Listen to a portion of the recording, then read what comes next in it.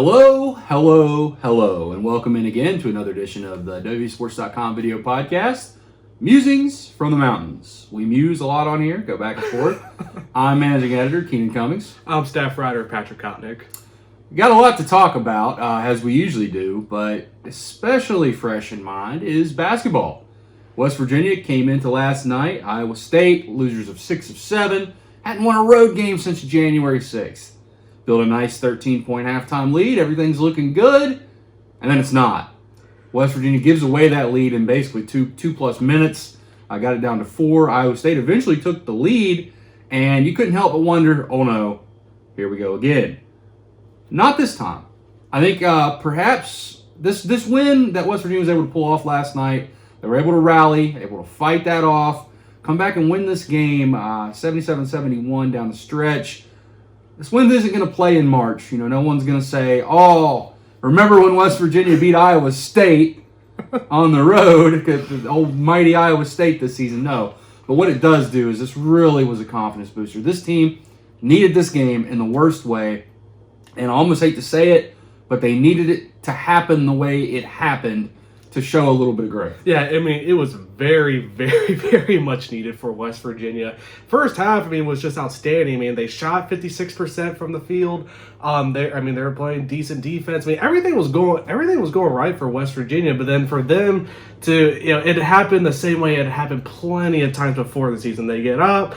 The opposing team comes back and ties it or takes the lead, and usually it's for good. But yeah, I know it's against Iowa State, not a very good team this year. But like you said, Keenan, I really feel like they needed it to happen the way it happened, just to be put in that situation again. But for this time to come out on top, they went against that. They battled adversity, they overcame it. And they ultimately won. Now, I said last week, is one win enough to turn it around? I mean, for this kind of win, I don't think so. Just because, it's good. I think it's a confidence booster that they beat Iowa State. But, it's Iowa State. They're going to be, they end the season with Baylor. Anything can happen in the conference tournament. But it's kind of a wait-and-see kind of thing with, as far as what happens in moving forward. Yeah, you look at this game, and it goes back to that old adage. I've seen this movie before, and I know how it ends. How many times on the road has West Virginia been able to build a first-half lead or a second-half advantage early on, and then almost like Thanos snapped, it's gone?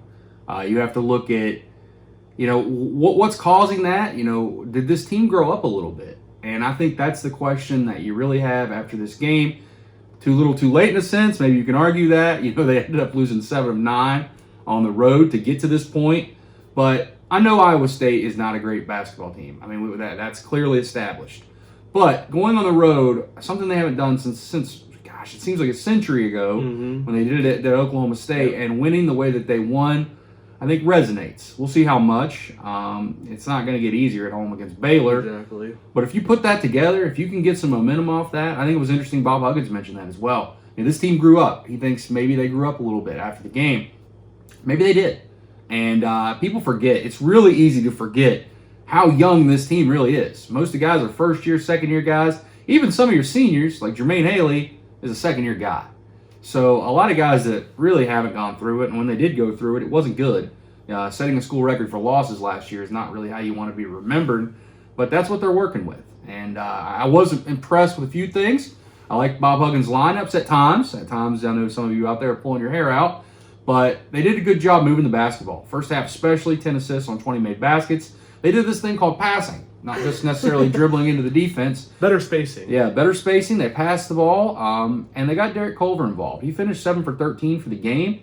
Well, he's really 8 for 14, but I'm not going to count that ridiculous heave at the end of the half, whatever that was. That was something. Yeah, whatever that was. It ended up working out, but he looked more under control, wasn't forcing things. He was 2 for 11. Against Oklahoma, and he took one shot, foul line extended. Everything else was pretty much in the paint or around the paint. That's not going to do it.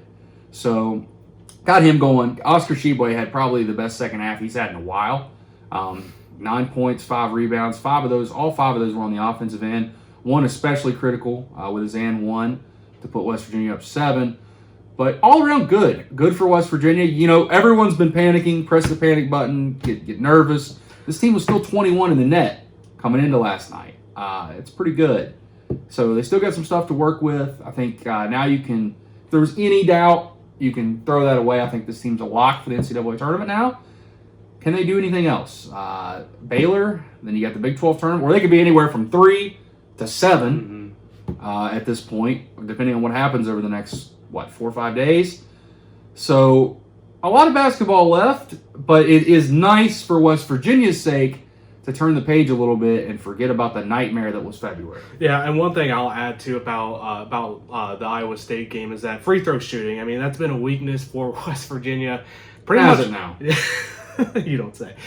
Pretty much all season, and I mean they were able to make critical free. They're 18 of 23 from the line. 3 of those misses though came from Jermaine Haley, but you saw in this game that they were able to put the game away. I mean, it was tied 60-60 at one point. They were able to outscore them. I believe it was 17-11 from there. And you had guys that were able to make free throws down the stretch in critical moments. Miles McBride hit 4 straight there at the end to basically seal the game. So I mean that's an improvement from these previous games where how many front ends of 101s did they miss? Way too many.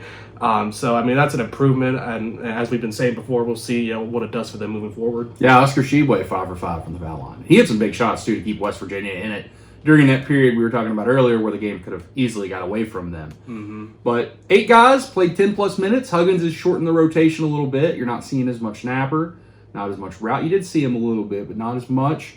Harler's kind of a victim there, and Matthews of late. So we'll see what happens with those 4 guys and how their minutes are distributed. But I think West Virginia's got to find a way to get Taz Sherman and Sean McNeil on the floor, if not at the same time, at least one of them, to keep defenses honest with their ability to shoot the ball. I did notice some things last night trying to get their shooters open with some screen.